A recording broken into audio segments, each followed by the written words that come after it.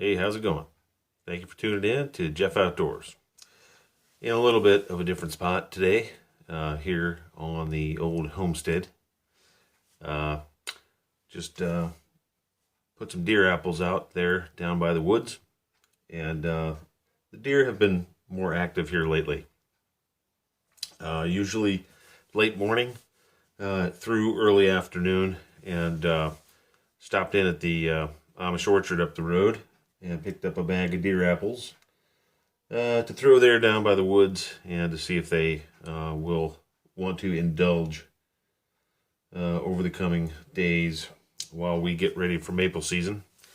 The temperatures are fluctuating this week and things are looking pretty good. We still have some pretty steep or pretty thick snowpack, so it's something to consider that the roots of the tree are still going to be rather cold.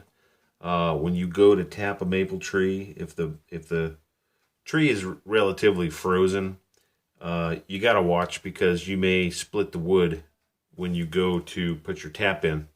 And you don't want that to happen because then the sap will work around the tap and you'll have a non-functioning tap. So that's tip of the day when it comes to tapping maple trees. Watch your temperatures, watch your snowpack.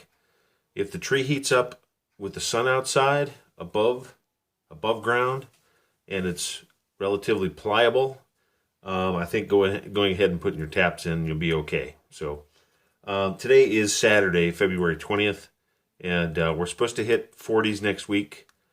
I do know some Amish are waiting another week. I, however, am going to be checking my taps, my test tap, Monday to see if there's anything warming up and dripping out of that. And if there is, I'm going to go ahead and set most of my other taps. So that's where we're at. So thought I'd just give a shout out. Tip of the day, watch the weather. Try not to set taps into a frozen tree or you'll end up with a split in your tap and you'll lose out on any sap running into your bucket or bag. It'll all just go down the side of the tree. So, hey, until next time, this is Jeff. Thanks for tuning in, watching, subscribing.